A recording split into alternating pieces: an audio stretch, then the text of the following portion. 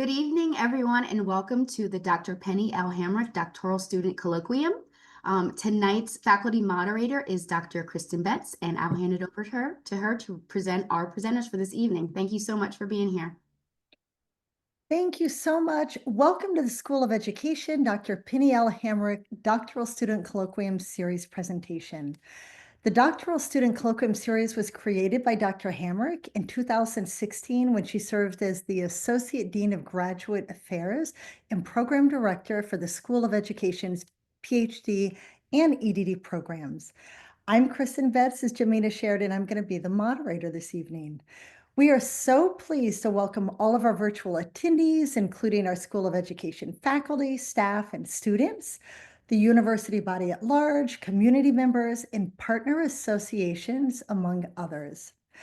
The Colloquium Series offers the School of Education doctoral students and alumni a unique opportunity to share their original research and learn from their peers, as well as from faculty and staff. Each month, one EDD and one PhD student presents their research at the colloquium. These sessions help doctoral students to connect with each other and develop a peer community that is invaluable in supporting their journey in their programs. Each doctoral student or alumni presenter is also asked to write a research brief that relates to their presentation, which is then included in an edited publication titled Doctoral Student Research Briefs that is published on the School of Education's website. The research brief is a way to disseminate our doctoral students' research as shared in the colloquium in a concise format with relevance to education. Tonight, each presenter will be provided with 20 minutes to share their research. We'll then move on to question and answers following each presentation. We ask that you save your questions for the end of each presentation. You're welcome to type in your questions in the chat area of Zoom, or you can open up your mic and ask the questions. What we're going to do right now is we're going to move to our second presenter, who is Tyler Creek. His presentation title is Beyond eLearning in the Age of Artificial Intelligence, a quantitative investigation into accelerating workplace development using universal design for learning and generative pedagogical conversation agents. Tyler has spent 30 years as an IT professional working with global organizations to creatively address strategic growth and performance goals through innovative uses of technology. From K through 12 education to service providers, his focus on both technical and business outcomes has led to transformation in both public and private sector organizations while contributing to more than $1.6 billion. So that's $1.6 billion in direct sales. Tyler is a Cisco Systems Innovation Award winner and has been involved with bringing multiple switching, routing, optical, and wireless platforms to market. Tyler's career includes the roles of sales engineer, consulting engineer, technical marketing engineer, and principal engineer. His passion for technology, employee performance, and education underpins his current position as Director of Technical Sales Talent Development. In this role, he leads a team who develop, integrate, support emergent educational practices to optimize talent growth for internal and partner engineers. Tyler blends his extensive experience as a sales engineer with evidence-informed educational practices to create new learning experiences for engineer development. Tyler holds a BS in Information Systems, an MA in Education with a focus on adult education and training, and is currently enrolled in the Doctorate in Educational Leadership and Management program with a concentration in mind-brain learning. And he's bringing this together to blend learning environment design with artificial intelligence and workplace learning. I'm going to pass this over to you, Tyler, and I know everybody will be so excited to hear what you are doing with AI. Well, thank you, Dr. Betts. It's quite the intro. I was thinking about redoing the title to "A Funny Thing Happened on the Way to My Dissertation," but we'll get to what that means here in just a minute. So is the slide up? You see, not my note slide, but the actual slide? We do. We Okay. do. Yeah. Okay, fantastic. All right. Well, thank you so much. Thank you for the wonderful introduction. So what I'm going to cover today is going to be essentially chapters 1 through 3 of the research, because that's where I'm at the moment. And then I'm going to share some insights from the journey that this has taken. You can come up with the greatest idea for doing a research project, especially in the private sector. And then you run into some very interesting hurdles when you try to actually get them implemented. And I'll cover what those are. And hopefully this will be a lesson learned for to share with others so that they can avoid some of the pitfalls and some of the challenges that I've run into. But the good news is that when we get to the point of publishing the brief, I will have the results of the actual the study included in the brief. So without further ado, to introduce the topic, especially in the tech sector, employees and employers are really being challenged with maintaining the employee skills and expertise.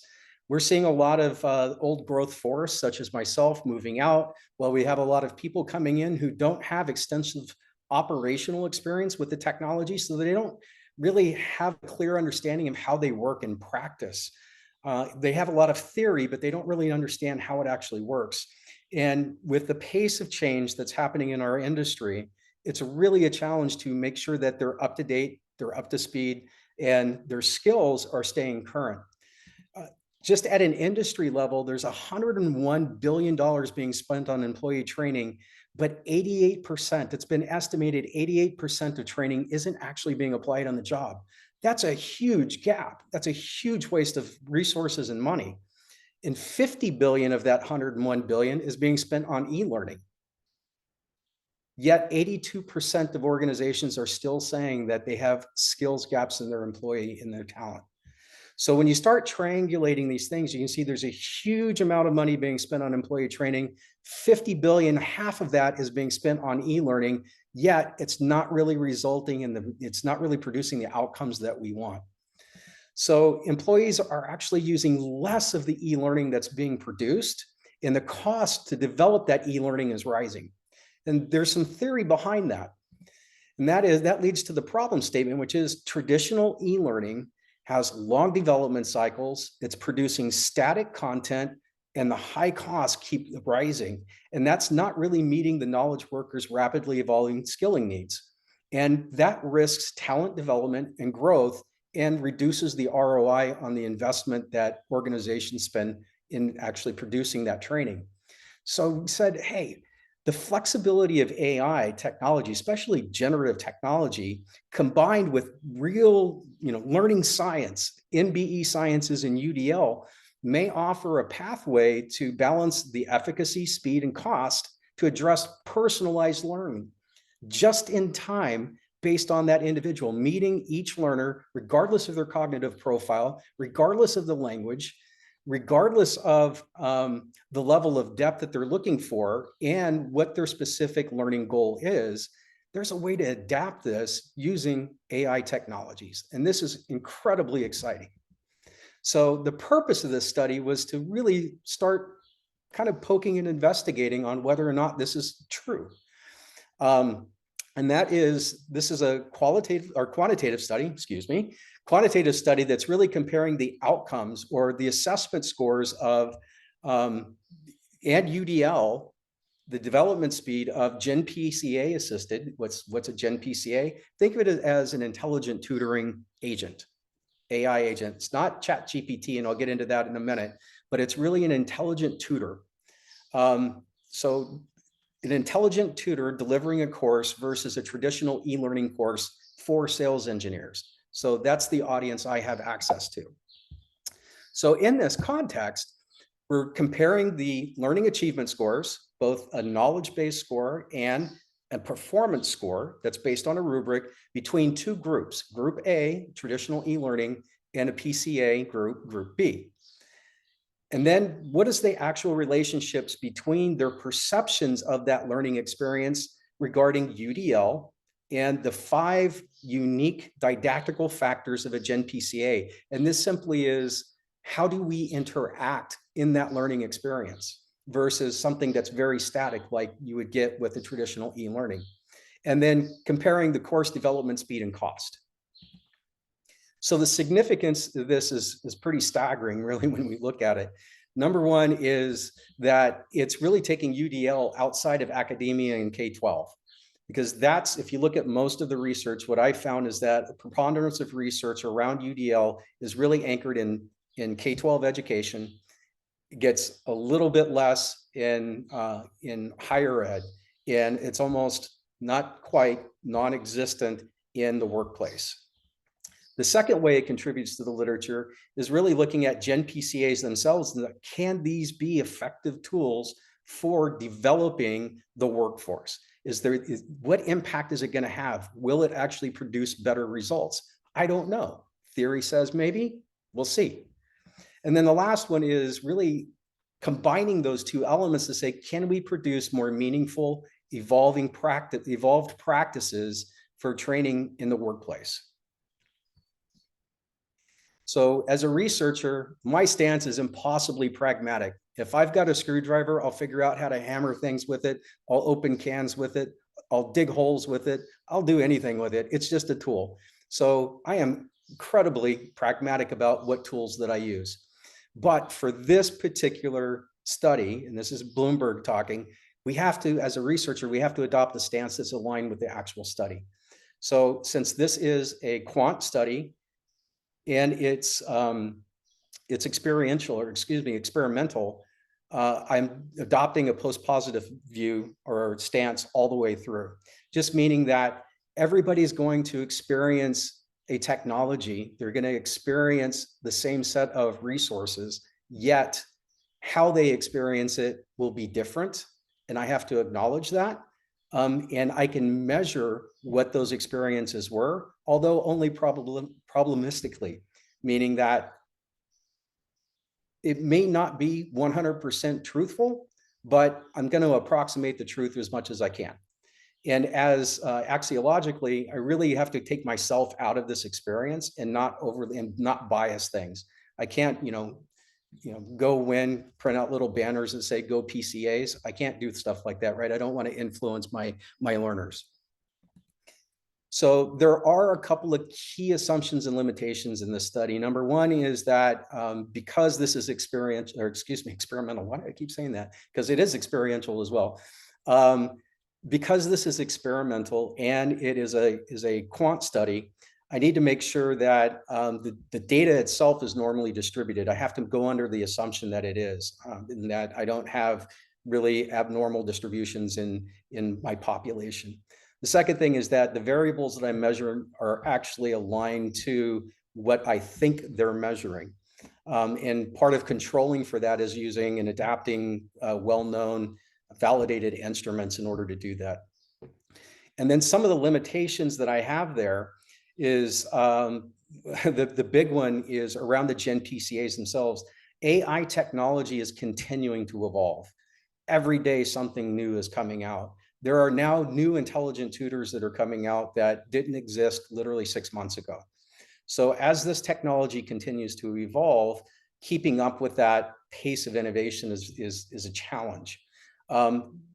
The particular implementation I'm using may not, and it may influence or have bias in how that learning experience or how the learning is experienced by the participants. And I have to be aware of that. And the second big one is that I'm just in one company. So all of my participants are part of one organization.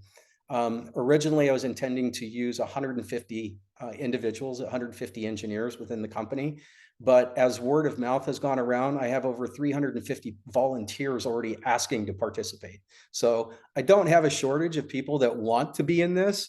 The trouble is holding them back and saying, okay, wait a minute, just chill out, we'll get there. But it's wonderful. The engineers, I have the best community on the planet because they always want to learn and they're always enthusiastic to try something new.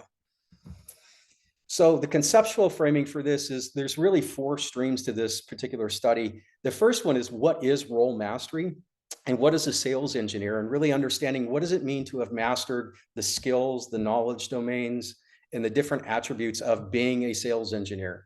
And to really unpack that, it took me pretty far back. And so started with what is role mastery. and then looking at it through that lens, and then saying, what are the individual elements of how did the role evolve over time? And then the second one was MBE and UDL. So what is MBE science? What are the key findings out of that that may be relevant to an AI type of intervention and e-learning intervention? And then of course, UDL, and gratefully, thankfully, there's a lot of research in UDL as it applies to online learning. The third particular stream of this was actually looking at online workplace learning systems. So this covers everything from learning management systems to the construction of actual e-learning materials, minimally interactive, to full simulation. So there's a lot that goes in here. And more importantly, what are the actual challenges that IDs face in developing content for an e-learning type of intervention? And then lastly, looking at artificial intelligence itself and moving beyond just general AI that's been used for a very, very long time in education, but more importantly, looking at these new emerging capabilities that we have with agentic models. So I covered this a little bit, but trying to thread some connections here and looking at who am I trying to train or who am I trying to tutor, and giving the readers a sense of who that is. Then looking at how are we going to do that? What is it that needs to be tripping in their brain in order to make that learning stick? And then the next piece is, what are the tools we're going to use to get there? And then finally, how do I combine all of that with artificial intelligence to really create an educational experience that's unique to that individual and lets them learn for themselves? So I'm also looking at this with some theoretical framing, and that is Bloom's 2 sigma problem. I don't know about you guys, but I had never seen this before. And I said, well, what is that? Well, one is the 2 sigma problem is that Bloom had posited that conventional learning approaches, right, teaching approaches, would actually result in a normal distribution. If you give the same students the same materials and the same amount of time, you're going to get a normal distribution. Problem is that in business, we don't want normal distributions. We want hockey sticks. We want everybody to be pushing all the way down there at the 2 sigma, right? The 2 standard deviation difference. So what Bloom had posited here was that if you combine mastery-based education, making sure they hit every one of their goals, and along with one-to-one tutoring, which is really adaptive and to the individual and with lots of feedback in working at their own pace, actually results in a 2 sigma difference. I said, wow, wouldn't that be amazing? So going back to the problem of practice and looking at all of that money that's being spent on technology and not seeing a result in practice for the workplace and seeing the upskilling happening for the employees, wouldn't this be a game changer? So maybe combining all these technologies with the learning science and MBE, maybe there's a way we can make this happen. So my research questions really kind of anchored on 3 points. Do the assessment scores, both the knowledge and performance, differ between the 2 groups? That's the one. Second question is there a significant relationship between the elements of UDL and the elements of the GenPCA that actually contributed to those learning outcomes? And then the third piece of to what extent do the generative AI and traditional e-learning methods differ in their development speed, UDL expression, and development cost, right? How effective are these tools? So the way I designed this was really around looking at it as an experimental quantitative study. And the population is, I have 5,371 engineers currently that are part of our company. They had to be currently active. They had to at least have 6 months of employment within the company and not already taken the course. Obviously, I'm trying to avoid bias where I can. And then I was going to use stratified random sampling. So our geographic distribution of our engineers isn't consistent. So in the Americas, it's about a 2 to 1 to 1. So for every 2 engineers, I have 1 in the US or in the Americas, Latin America as well, and Canada. For every 2 engineers, I have 1 in Europe and I have 1 in Asia. So I want to be able to account for that deviation in my population as much as possible. And then the instruments is everything's being done online. There is a pre-intervention survey that I'm doing about their experiences in using UDL like how does UDL manifest in their current e-learning experiences. Then they actually take the course and they take the assessments. And then the last piece is a post-intervention survey, which is asking, based on what you just experienced, how was UDL being expressed and what contributed most to your outcomes? So, and that's kind of running through here. And that is in the pre-post instrument, the survey that I mentioned. There's a demographics, there's the modified version of the OMT tool. This is a tool that was originally created to observe in practice the expression or the use of UDL in the classroom. I've adapted this. Number one, I updated it from 2.2 framework to 3.0 framework so that it has the new checkpoints. The second thing that I did with it was I converted it over into a self-assessment so that the individual learners can actually can respond to it without me having to really observe their learning experience. And then part 3 was there are 10 factors around the generative PCA and how it's used in this didactical framework and how do the individuals interact with it. And I want to explore that and say, which of these contributed most? Do you believe contributed most to your learning experience? So just to give you a quick rundown, I know it's kind of hard to visualize. There were a lot of elements there. So there's a pre-intervention survey that they take. I divide them into 2 groups, 75 in each group. So half of the participants randomly assigned. So the random assignment, half of them will take the e-learning module and take the assessment. The other half will take the Gen PCI delivered one or PCA delivered one and take the same assessment. And then they have the post-intervention survey where I collect the final data. So there is a whole bunch of data analysis here. I'm not going to dig too much into this, but let's just say I've set this up to give myself a whole bunch of fun with statistics.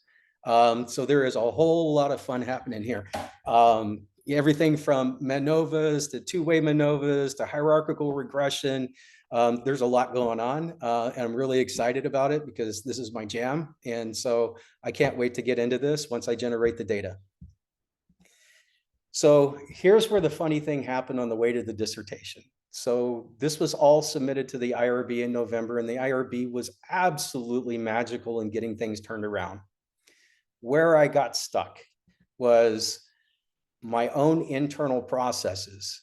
I had to get clearance from a number of different legal departments within the company, within HR, and I had a number of other issues that cropped up around just the funding model we use to generate or create the generative PCA.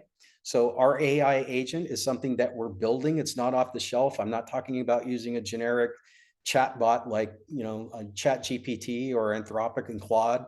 We're not talking about this. This is completely different. This is something that's purpose-built for tutoring. And that takes some effort and takes some money in order to make it happen. And my timelines have been pushed on that. So it injected risk into the actual study and it was totally unaccounted for in the original purpose. So my timelines have shifted a little bit. I'm hoping to open the course up in June. And then I will immediately, since the course is only open for a week, they have a week to finish it and they will have completed not only all of the assessment, but the post survey. I'll get right on top of doing the number crunching. And like I said, I'm kind of giggly about that one. I enjoy it. All right. So lessons learned in corporate research. So this is what I hope to share with you in general. And that is be aware in the corporate world, there's a lot of legal HR concerns. They wanted to review my methods. They wanted to look at the data collection and data retention, namely the collection of PII or personally identifying information. They wanted to know how it would be used. I had to basically account for, even though internally I can collect that information, I cannot share that externally. So I have to generate participant IDs, randomly generate participant IDs for each participant and scrub that out before I can actually store it external to the company. The second one was international concerns. So when you're working with an international audience, something to consider is that they don't view race or ethnicity the way that we do in different countries. So our normal demographics that we would use in a research study in the US do not apply beyond the US borders. So rather than using our designators and the tools that we would normally use, I'm using country of origin. And that is a completely different construct. So, and that may have no bearing whatsoever on where they live, right? They could be living in a completely different country from they were originally born, but it's the closest that I can come in an international study construct in order to do that. And then there's also another little caveat here. When you're working with the European Union in particular, there are 7 countries that have something called a workers' council. They want to know, how is the data being used? Are they going to be assessed on performance? Are they going to be, is their job in jeopardy? I mean, there's like all of these things that you have to account for, and you have to be very clear about how that data is going to be used. And that was a sticking point. And then comes the really fun, folks, which is legal and IP concerns. And this is intellectual property. If the intervention results in that 2 sigma change, that becomes a competitive differentiator. So we have to put a corporate hat on and a corporate lens in our thinking about what the research study, what the outcomes and the implications of the outcomes could be. If that is a competitive differentiator for our company, the last thing they want me to do is publish a research study on it. They don't want me to put that out in the world because that's a differentiator for us, right? The second one is, who owns the IP? So if I publish it under the banner of Drexel, does Drexel own it or does the company own it? I'm the employee, I'm using employee tools, I'm using employee resources, I'm using company resources. They want to know, well, who owns it? And then does it have the ability to be patented? If I develop this amazing Gen PCA, this amazing personalized tutor that can teach you anything, how do we make money from it? That's where it went, right? So that's how they're thinking about it. They want to monetize it. As I mentioned, funding dependencies really became a challenge for me, and that is thinking about the project funding cycles. We fund on a quarter by quarter basis. And so anytime there is a glitch in the funding, or if we don't know I'm going to have the money next quarter, it literally puts a freeze on the development of my Gen PCA. So any project that I have could be put on hold on a quarter by quarter basis. And that actually, I ran into that once so far. Fortunately, I'm funded for Q4. The last one, so next one is corporate priorities. The original course that everybody was going to take was going to be on building AI ready data centers, because that's one of the solutions that we sell, right? You know about NVIDIA selling all of the graphics cards. Well, all of the underlying infrastructure is stuff that we sell and we have to architect for it. And that was the original course. However, since the time of the original proposal, our priorities have shifted, and now it's all on core networking, which is a completely different technology stack. And so I've had to adjust and create a completely different course in order to make this happen. And then last one is just the technology dependencies themselves. Like I said, I'm not taking something off the shelf here. We're actually building something completely new. And that creates problems in itself. But we also have to think about the data security and integrity of the actual interactions in AI, and how responsive it is, how truthful is it? Is it biased when it's coming back? There's a whole bunch of things that we have to think about how we're using AI for responsible AI as we create this new tool. So, and just the evolution of the AI stuff itself. So all of those have been just a little bit challenging in putting this final piece of the puzzle into place of actually getting the research done. We know what we want to build, who we're building it for, what outcomes we want to measure, but getting it over that last hurdle has been something of a little bit of a challenge. So with that, I just want to say thank you so much, and open it up for questions. Well, thank you so much for such a detailed presentation. It was fantastic. Questions from the audience. And Tyler, if you stop sharing your screen, that'd be perfect. We can see the hands go up. You've got Tyler's information if you have any questions there. Yeah, it says in the chat, get a patent. All I get out of that is a stipend. but that's good. That's a good thing.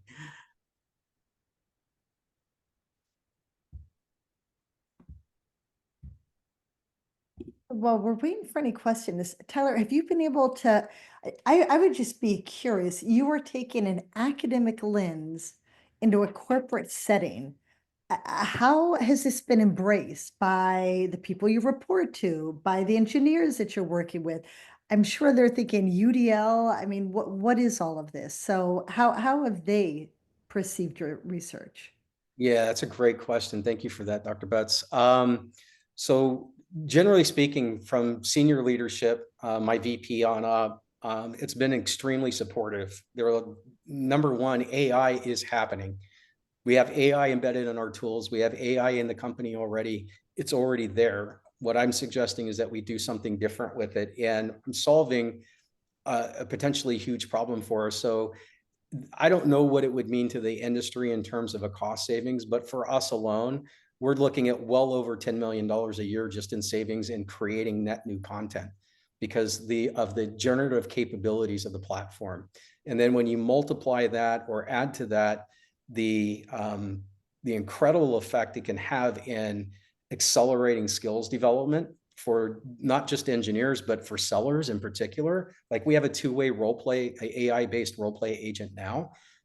It's like you're talking to a human and you're trying to do a sales pitch and it's giving you feedback or it's giving you, we've set it up so it gives you some grief. And you have to navigate through difficult conversation with the AI. And that's leading to better outcomes from a sales perspective. So it's contributing not only to the bottom line, but also the 10 million in bottom line savings, but also top line growth for the company. So it could have just a tremendous impact. So leadership, going back to your question, leadership is highly, highly behind what I'm doing, and they're very supportive.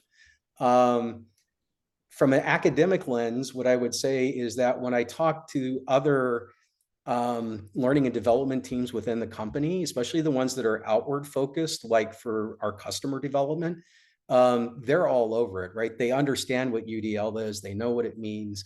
They know where I'm going with it. It's resonating with them. But when I talk to the engineers, I don't talk that way. I have to put it in engineer speak.